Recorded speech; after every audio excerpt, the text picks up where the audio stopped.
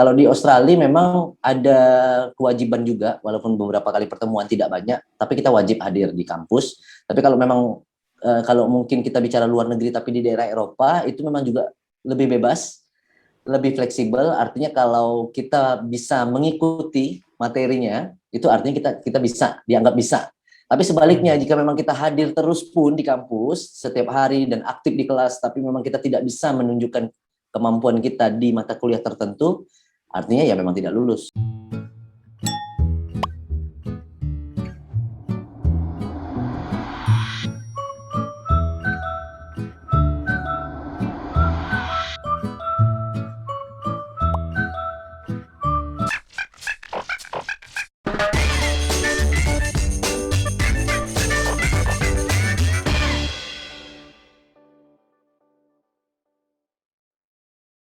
Yo, kembali lagi bersama saya Mas Ki di acara Pontianak Podcast Corner.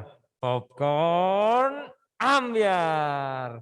Dan sesi kali ini kita telah mengundang salah satu lulusan LPDP yang berhasil lulus setelah menjalani 118 kali ujian.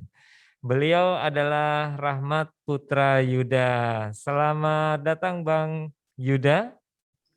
Selamat datang Mas Bro Maski. Alhamdulillah. Sehat, Gimana Mas? kabar? Sehat, Mas? Alhamdulillah sehat, Mas.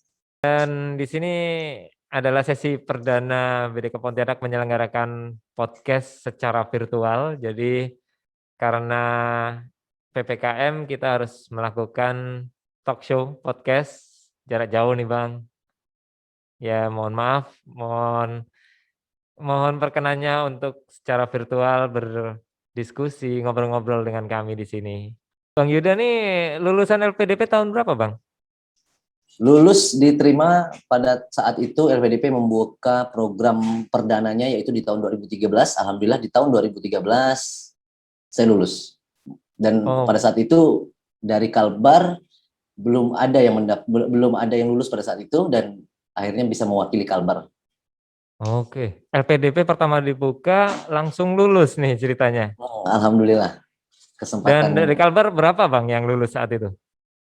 Saya dari Pulau Kalimantan kok tidak salah itu saya sendiri dan di antara lainnya itu dari berbagai pulau lainnya. Mungkin karena informasi masih minim pada saat itu. Lalu ini kan terhitungnya adalah pertama LPDP menyelenggarakan. Abang tahunya dari mana kok bisa tahu ada Kemenkeu menyelenggarakan beasiswa seperti ini? Nah, justru ini uniknya yang bisa saya share kepada teman-teman semua. Jadi memang kerjaan saya pada saat itu sehari-hari adalah mencari informasi beasiswa. Jadi keluar masuk dari tahun 2007, 2008 sampai dengan 2013 lulus itu memang keluar masuk warnet, sampai saat itu beli laptop baru pun memang yang saya cari hanya informasi beasiswa. Oleh karena itu pada saat dibuka pun mungkin bisa jadi saya orang pertama yang tahu atau memang hanya sebagian orang tahu dan saya di antaranya. Oh gitu. Lalu dari ya ini kan 118 kali nih, sedangkan LPDP pertama kali menyelenggarakan langsung masuk. Berarti sisanya tuh beasiswa mana aja tuh Bang penyelenggara beasiswanya? Penyelenggara beasiswanya rata-rata memang dari luar karena memang saya ingin punya mimpi untuk studi abroad, jadi studi di luar negeri. Karena hampir di setiap negara di luar negeri itu menawarkan beasiswa untuk developing country termasuk untuk Indonesia. Oleh karena itu saya ambil kesempatan itu untuk mendaftar berbagai macam, hampir semua beasiswa yang full funding, yang beasiswa full itu saya coba semua. Dan rata-rata memang gagalnya di interview. Interview. Oke. Berarti untuk TPA, TOEFL dan psikotes. Alhamdulillah. Oke. Lalu nah, di sini terkait ya setelah dinyatakan lulus seleksi, itu berapa lama sih kita dikasih tempat kuliahnya itu? Oke, terima kasih Mas. Informasi juga beasiswa LPDP ini berbeda dengan beasiswa lainnya yang mana kita tahu bahwa beasiswa yang disediakan biasanya itu sudah dengan paket kampus. Sedangkan LPDP ini adalah beasiswa khusus pembiayaan. Artinya kampus yang dituju itu memang harus ada daya upaya dari kita yang mendaftar atau kita yang menghubungi kampus tersendiri. Itu sendiri. Baik menghubungi dari sisi kebutuhan visa misalnya dan lain-lain. Tapi pembiayaan LPDP cover semua. Oh, jadi kasarnya nih kita disuruh nyari sendiri kampus mana yang dipengenin gitu ya, Bang, ya? Benar. Sampai saat ini aturannya masih sama, yaitu kita harus mencari kampus. Lalu untuk, kalau di Indonesia kan harus ada akreditasi minimal B. Nah, kalau untuk beasiswa LPDP ini sendiri cari kampusnya gimana nih? Kalau LPDP sendiri, dia punya level kampus yang lebih tinggi dari kampus yang pada umumnya mungkin masuk ranking, tapi dia pada saat itu hanya meminta 200 ranking dunia, artinya kampus yang nilainya A saja. Sedangkan untuk di Indonesia, hanya kampus yang B negeri atau swasta yang A pada saat itu. Tapi sekarang sudah terbuka lumayan luas untuk Indonesia, hampir di beberapa kampus Indonesia yang ranking B pun dipersilahkan. Tapi zaman saya itu nggak bisa kuliah di Indonesia sembarang kampus, hanya kampus-kampus tertentu. Sama dengan di luar negeri, dibatasi oleh ranking yang sudah ditetapkan oleh LPDP. Lalu untuk Bang Yuda sendiri saat mencari kampus luar negeri ini berapa kampus yang dicoba apply nih?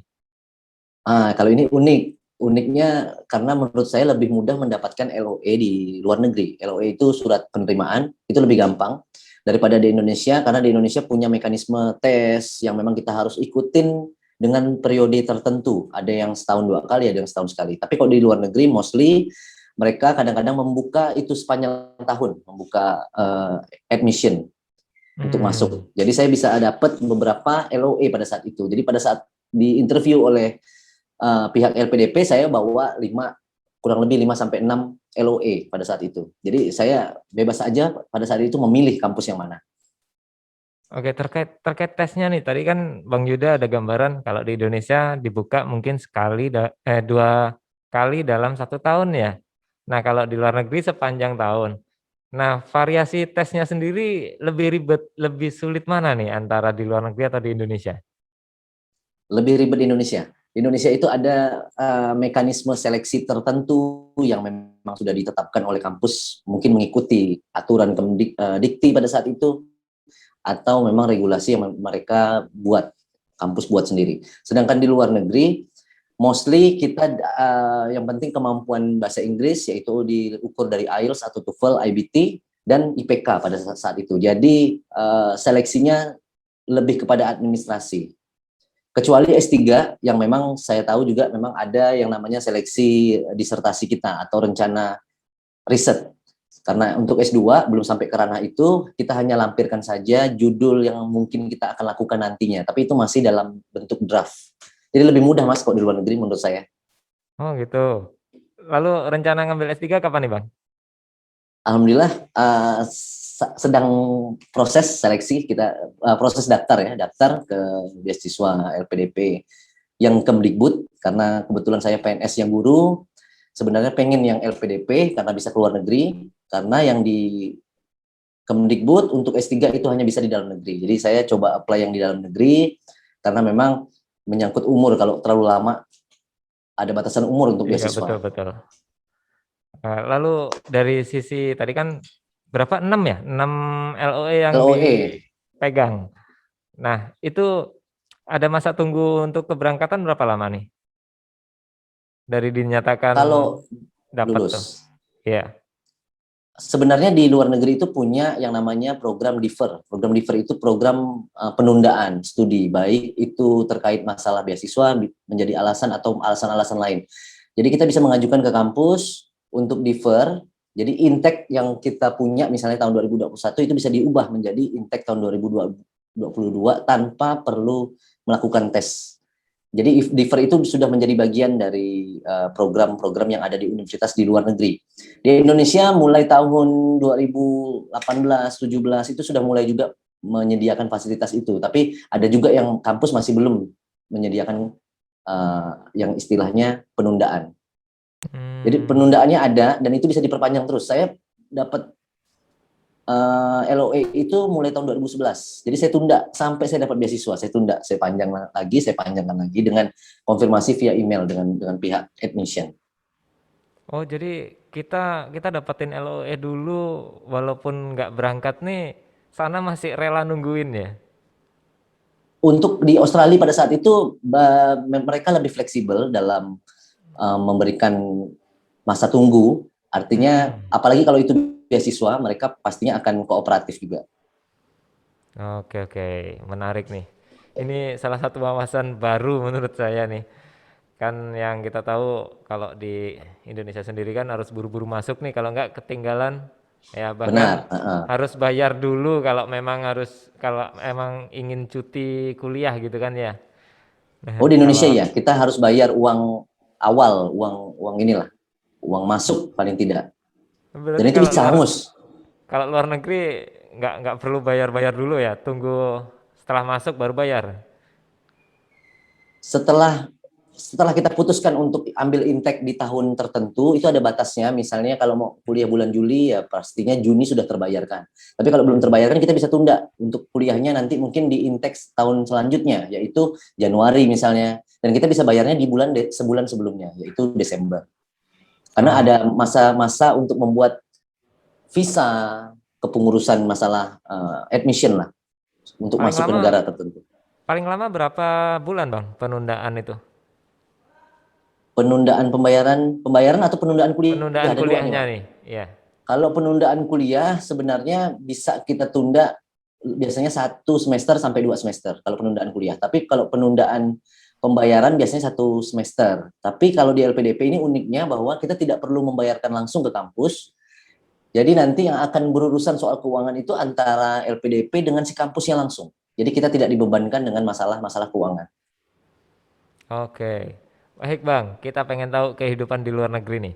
Kalau kuliah di luar negeri itu ribet nggak sih? Kan kalau di Indonesia nih kita tahu sendiri masalah aturan berpakaian, ya bahkan sampai level kuliah pun kan katanya, karena saya bukan lulusan perguruan tinggi negeri ya, kami lulusan perguruan tinggi kedinasan kurang begitu paham, hanya dari dengar-dengar.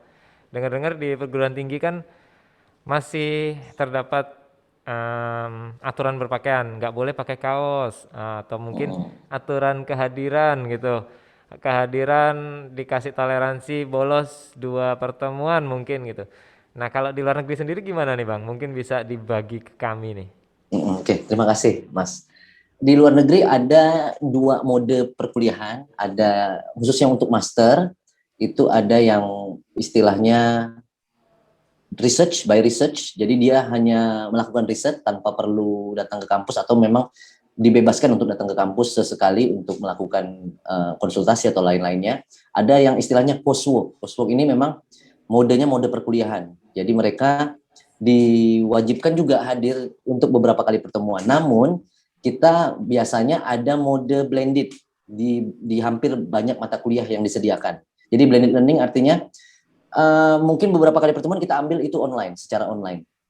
Kita bisa ambil itu online. Jadi sebelum pandemik, jauh sebelum pandemik, jadi mereka sudah mendesain ada mode-mode tertentu yang memudahkan, artinya fleksibel lah, fleksibel untuk students untuk ambil mode blended di beberapa kali pertemuan atau memang harus hadir ke kampus. Jadi ini yang merupakan yang saya rasa hal baru pada saat itu. Jadi di tahun itu sangat baru banget karena kita belum sering berbenturan dengan yang namanya blended learning. Hanya di kampus UT mungkin yang kita tahu, kampus universitas terbuka yang memang punya fasilitas itu. Sedangkan mereka sudah duluan memulai yang namanya fleksibilitas dalam soal belajar. Jadi belajar lebih fleksibel, tergantung kita dan hasilnya Fleksibel juga ya. kita sendiri. Iya, iya.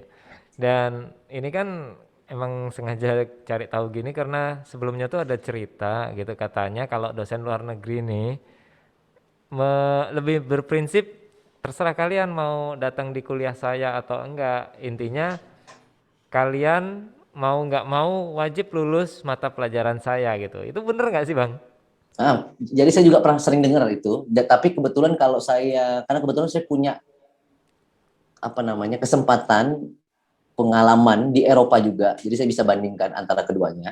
Kalau di Australia memang ada kewajiban juga, walaupun beberapa kali pertemuan tidak banyak, tapi kita wajib hadir di kampus. Tapi kalau memang kalau mungkin kita bicara luar negeri tapi di daerah Eropa itu memang juga lebih bebas, lebih fleksibel. Artinya kalau kita bisa mengikuti materinya, itu artinya kita bisa dianggap bisa. Tapi sebaliknya, jika memang kita hadir terus pun di kampus setiap hari dan aktif di kelas, tapi memang kita tidak bisa menunjukkan kemampuan kita di mata kuliah tertentu, artinya ya memang tidak lulus. Dan itu memang saya rasakan di Australia itu, saya sempat rasakan juga karena dosennya itu akrab, saya juga bisa jalan bareng, kadang-kadang pergi bareng, nongkrong bareng. Tapi memang soal nilai dan lain-lain itu strict. Saya sampai heran, ini kok bisa gitu kan? Kok bisa, padahal deket banget kan? Deket. Itu yang Tapi mana ternyata itu? untuk masalah di Australia, itu di Australia. Saya Australia. dekat dengan seorang dosen, sering nongkrong bareng. Tapi ternyata untuk masalah nilai dan kemampuan dia tidak bisa, mereka benar-benar transparan soal nilai. Karena nilai itu bisa diakses oleh dosen lain juga. Jadi dosen lain juga tahu nih bahwa penilaiannya seperti ini dengan range tertentu, dan itu bisa diuji dan bisa dilihat, dipublikasikan hasilnya. Jadi nggak bisa karena kita senang sama orang, kita bisa memanipulasi nilai, sedangkan hasilnya tidak bisa dipertanggungjawabkan. Jadi Karena sistemnya online semuanya di sana, penugasan dan lain-lain. Jadi bisa di trace, bisa di kalau kita kan kita kumpulkan tugas kan biasanya itu belum tentu dibaca dosen lain atau belum iya tentu. betul. Kalau ini memang karena itu sifatnya publik, artinya kalau mau dibantu pun harus rasional. Artinya esainya harus bagus tulisannya. Misalnya ada tugas untuk membuat esainya harus bagus untuk mendapatkan nilai bagus. Sebaliknya jika memang kita tidak suka sama student seandainya, kita nggak mungkin juga bisa memberikan nilai jelek seandainya memang tulisannya bagus misalnya. Nah, jadi Iya. dilema. Jadi dosen di sana itu dilema untuk mengintervensi mahasiswanya. Jadi Tidak bisa mengintervensi. lebih fair ya, jauh lebih fair Lebih di fair. sana ya. Kita merasa lebih fair. Walaupun saya merasa juga ada sedikit kesulitan. Saya merasa. Dan itu juga bukan cuma saya. Kita punya grup curhat bareng dengan teman-teman yang se-Asia. Ada yang dari Vietnam, Malaysia, dan lain-lain. Itu punya masalah yang sama dengan level yang mereka harapkan. Ekspektasi mereka dengan kita sebagai lulusan master di sana itu cukup tinggi. Jadi mau nggak mau kita juga harus push diri kita untuk bisa sampai ke level itu. Dan itu juga tantangan tersendiri. Tadi agak menarik nih. Tadi kan Abang sempat sampaikan kalau nilai itu transparan nih, dosen lain bisa ngelihat dan berpotensi untuk dosen lain kasarnya ngetes gitu ya, ngetes ini anak sebenarnya beneran bisa atau gara-gara nilai ditolong gitu. Nah itu emang beneran kejadian kah? Ada Enggak, mahasiswa kalau yang kok kalau bagus dites lagi gitu? Oh siap. ada. Jadi pernah juga mereka ada membuka namanya appeal. Appeal itu seperti ada satu divisi yang memang jika kita tidak terima dengan nilai yang diberikan, kita bisa ajukan itu ke divisi. Jadi divisi itu resmi Naik dibangun. banding gitu ya? Ibarat naik banding. Setelah kita naik banding, mereka yang akan menguji dosen lain. Tapi kalau normalnya mereka tidak melakukan itu. Tapi jika kita melakukan appeal, itu si bagian dari divisi itu akan mengalihkan ke yang ahli juga mata kuliah yang sama yang dosennya beda. Mereka akan menilai. Kalau nilainya beda, yang dipakai adalah nilai yang dosen yang Hasil banding. baru ini, dosen yang lain. Hasil bandingnya maksudnya yang dipakai. Dan itu beberapa kali terjadi juga. Lalu dalam proses kelulusan sendiri nih Bang, sebenarnya susah nggak sih tesis itu? Kan kita tahu sendiri ya kalau zaman kita nyusun skripsi itu boro-boro nih buat minta tanda tangan. Kadang buat konsultasi aja itu nyari jadwal Pak dosen Bu dosen nih susah bukan main. Nah kalau di luar negeri sendiri gimana nih Bang? Nah, itu yang paling unik juga. Jadi kalau di sana justru misalnya ternyata kita punya bimbingan tertentu di mata kuliah tertentu yang harusnya kita hadir 2 kali pada saat konsultasi, kita tidak hadir, itu justru mereka akan mencari. Mereka akan email. Oh lebih aktif ya dosennya ya? Iya, karena itu akan jadi PR mereka. Mereka akan jadi rapot mereka. Itu rapot mereka jika hasil dari bimbingannya ternyata mungkin tidak tidak fail. bisa mencapai, ya tidak bisa mencapai itu akan jadi rapot buat mereka. Jadi mereka akan push juga, mereka akan mengeluarkan daya upaya juga untuk support lewat bentuk contoh misalnya saya kemarin sempat juga yang saya bilang tadi dosen yang memberikan saya nilai kurang, menurut saya kurang lah, padahal udah deket tuh. Tapi dia benar-benar support, dia ngasih buku, minjemin buku, kirim link-link buku yang memang support untuk saya menguasai mata kuliah tersebut. Jadi benar-benar kooperatif. Artinya kita merasa seperti benar-benar jadi partner atau benar-benar dirangkul. Kalau di Indonesia memang kita perlu inisiatif. Makanya mental-mental orang Indonesia pasti mantap karena memang di tempat kuliah kita harus berjuang gitu kan dengan sistem pendidikan yang ada di Indonesia. Jadi kalau udah lolos dalam skripsi di Indonesia, Oh, garap itu udah tesis super. di luar negeri enak banget gitu ya.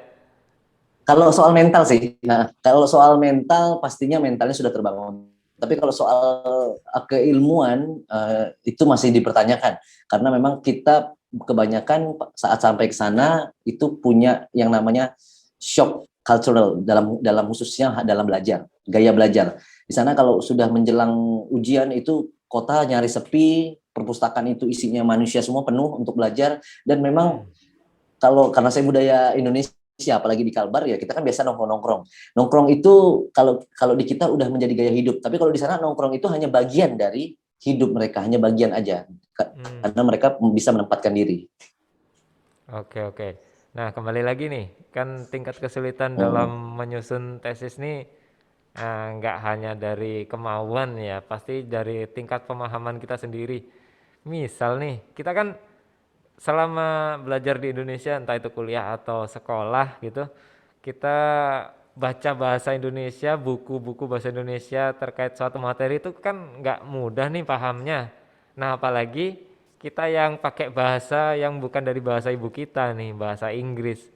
Dan kita ketika menemui kesulitan memahami buku itu, ada nggak sih yang jual buku bahasa Indonesia versi kuliah S2 di sana?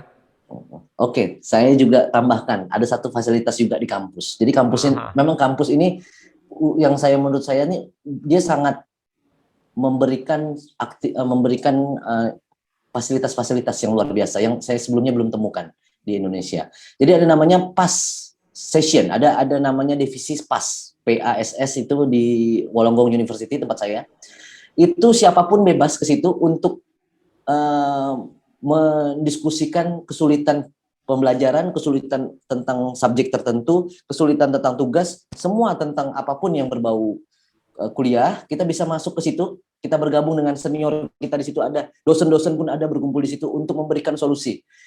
Jadi mereka membuka ruang konsultasi yang isinya expert-expert, namanya PAS. Nah, jadi kalau misalnya ternyata tadi masalah membaca buku atau yang lain-lainnya, kita bisa ke situ, mereka akan memberikan solusinya. Ada psikolognya juga untuk mengatasi masalah psikologi misalnya, atau masalah-masalah yang lainnya. Jadi menurut saya sudah komplit. Dan kalau apakah ada versi bahasa Indonesia, itu memang kita sendiri yang mengakalinya dengan cari aplikasi-aplikasi yang memang bisa digunakan untuk membantu kita mengubah itu. Jadi ada misalnya Microsoft Translator itu juga bisa digunakan. Jadi teman-teman itu biasanya mengkonversi buku PDF-nya menjadi Word, lalu Word-nya diotomatiskan menjadi bahasa Indonesia. Tapi menurut saya itu tidak efektif karena bahasa Indonesia kita akan menjadi lebih hebat, semakin hebat, tapi bahasa Inggris kita akan stagnan, tidak berkembang. Dan uniknya juga di sana ada yang mengambil research, fokus ke research. Itu ternyata setahun pertama bukan dia ke kampus, bukan dia melakukan riset atau bukan dia mencari judul, justru pada saat ketemu dengan saya dia heran karena yang diberikan hanya tugas membaca aja. Seminggu 5 jurnal, ada yang seminggu 10 jurnal. Setelah dibaca, berikan kesimpulan misalnya kepada dosen tersebut. Jadi selama setahun cuma itu aja, bagaimana mengembangkan budaya baca. Setelah itu baru masuk, di tahun kedua baru masuk ke research. Ya itu tuh PR besarnya kita sebagai orang Indonesia ya, budaya Mm-mm. baca itu. Budaya baca bener mas. Oke, berarti ya bisa dikatakan kalau kuliah di luar negeri ini nggak terlalu rumit, nggak terlalu dipersulit, malah kita mendapat banyak kemudahan ya. Di Indonesia, kalau menurut saya, ini menurut pribadi saya juga tidak berani menjudge. Jadi menurut pribadi saya, asal kita rajin, mengikuti semua aturan main, tertib, itu minimal pasti lulus, walaupun nilainya tidak bagus tapi minimal lulus. Dan kalau cara itu kita terapkan di luar negeri, ya pastinya tidak lulus karena mereka punya high expectation untuk masalah hasil. Oh ya, tadi kan Abang sempat nyampaikan nih, Abang pernah di Australia, juga pernah di Eropa, dan tadi yang istilah PAS itu sendiri hanya ada di Australia atau negara-negara lain pun sudah mempunyai serupa itu, Bang? Oke, yang saya sebutkan tadi memang ada di Wollongong dengan nama PAS, tapi di kampus-kampus lain saya lihat juga ada dengan nama yang berbeda. Biasanya itu ada di perpustakaan atau ada di bagian tertentu memang yang disediakan khususnya untuk menjawab masalah-masalah mahasiswa internasional. Jadi biasanya yang punya masalah-masalah gaya belajar tentang berbau keilmuan tertentu itu biasanya mahasiswa asing yang hadir, yang datang untuk studi.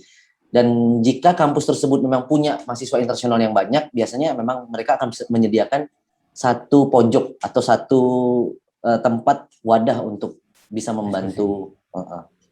Oh gitu. Lalu apa lagi ya tadi ya? Saya sempat. Tapi itu Nah, beasiswa lain memang, Mas. Mungkin kalau Mas mau nanya kenapa bisa sampai ke Eropa, itu beasiswa lain yang kebetulan memang lulus juga setelah dari LPDP, itu pintu terbuka untuk beasiswa-beasiswa yang lain. Alhamdulillah. ah iya itu. Nah tadi yang ke Eropa sendiri ini beasiswa apa nih Bang? Kan Abang S2 ya, Wollongongnya ya. Mm-mm. Nah yang di Eropa sendiri apa? Beasiswa apa nih? Beasiswa pertukaran guru pada saat itu dibuka. Oh, Dan sebelumnya memang nggak lulus tuh. Saya nyoba terus nggak lulus. Setelah lulus dari LPDP, justru Erasmus, namanya beasiswa Erasmus, itu saya lulus terus. Ada 3 kali berturut-turut setelah LPDP itu lulus. Ke Italia, habis setelah itu lulus lagi ke Poland, dan oh. ke Poland itu 2 kali saya di Poland, di beda kota. Dan alhamdulillah itu memang pintu terbukanya lewat LPDP malah. Dan itu selesai dari Eropanya sama-sama dapat ya dapat gelar S2-nya gitu Bang? Oh enggak, dia pertukaran, artinya dia sertifikat aja, sertifikat Oh, for teaching. Jadi saya mengajar bahasa Inggris di negara non bahasa Inggris, karena Italia itu non Inggris, Poland juga Spanyol non ya. Inggris. Oke. Nah, ini mungkin di luar tema perkuliahan ya. Ini tema lebih ke budaya gitu. Gimana kira-kira responnya dosen sana ketika ada mahasiswa yang eh, pengen ya kasarnya sok-sok dekat gitu, pengen dekat, pengen akrab, pengen ya sebenarnya niatnya pengen menggali ilmu lebih kan kita buka dengan pendekatan. Nah, respon orang sana tuh gimana nih Bang? Oke. Kalau untuk respon, karena tergantung negara. Kalau kita bicara negara Australia, karena mereka memang lumayan majemuk, banyak Asian people di sana, banyak orang-orang Asia di sana. Jadi mereka sudah terbiasa dengan itu. Jadi tidak merasa aneh dengan orang luar, khususnya Asia, karena di sana menjadi second home for Asian. Banyak orang Chinese di sana, banyak orang Malaysia, India, termasuk Indonesia. Jadi saya juga tidak terlalu merasa saya berada di luar negeri, bahkan karena kemana-mana juga banyak orang Indonesia. Mungkin beda hal kalau kita bicara di Eropa yang memang punya tantangan-tantangan tersendiri. Kalau untuk justru kalau untuk melakukan pertemanan atau komunikasi dengan dosen di sana terbuka, artinya dosennya juga ke bar bareng. Artinya itu bukan jadi hal yang aneh untuk masyarakat di sana. Itu yang Eropa, Itu yang Australia. Jadi Australia itu Australia. saking udah deket banget dengan Asia. Mereka sudah tahu bahwa Australia ini tempat second home, rumah kedua Second untuk home-nya. para Kalau untuk kalau orang-orang yang Asia. Eropa sendiri, kalau Kalau yang kita Eropa, kita akrab gitu kalau gimana? kalau yang Eropa memang tidak terlalu mudah untuk akrab, apalagi kalau kita Asia. Kalau Heeh. berhubungan dengan yang namanya orang yang lebih tua. Jadi orang-orang tua di sana mungkin banyak yang masih sempit pikirannya. Tapi untuk yang anak-anak muda, komunikasinya menurut saya sih tidak ada masalah karena mereka open minded. Hanya mungkin jika saya berkomunikasi dengan yang lebih tua, yang memang mungkin punya masalah dengan budaya, itu mereka akan concern dengan itu. Contoh misalnya pada saat di Italia saya sempat kesulitan cari rumah, cari kos, Itu karena yang ditanya pertama adalah saya berasal dari mana, lalu agama saya apa. Dan itu menyulitkan sekali.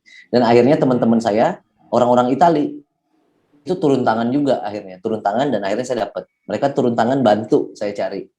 Justru saya merasa dapat teman-teman solid itu di Itali. Oh gitu. Itu akhirnya yang bantu orang Asia? Orang Itali di sana. Italia Enggak, sana? saya enggak punya saya teman Asia di Itali. Itu Oh. justru karena memang tidak terlalu majemuk, saya di Cagliari, Sardinia, itu pulau sendiri, Pulau Sardinia namanya, tempat klub Cagliari, itu nggak terlalu banyak orang orang asing atau internasional, students itu tidak terlalu banyak, yang lebih banyak adalah orang lokal. Jadi saya dirangkul oleh teman-teman lokal justru di daerah Sardinia itu. Oke, oke. Ini sangat menarik nih pembahasannya. Dan ya mungkin kita akhiri sampai sini dulu ya Bang ya karena faktor durasi. Jadi kita Siap, cukupkan. Kita akan sambung di tema berikutnya. Kita akan bahas lebih dalam lagi ke Bang Yuda nih. Dan kawan kami kita akhiri sampai di sini acara kita. Selamat siang dan selamat beraktivitas. Popcorn ambiar. ambiar. Oke, terima kasih Pak Bro atas Ya, terima kesempatannya. kasih Bang Yuda.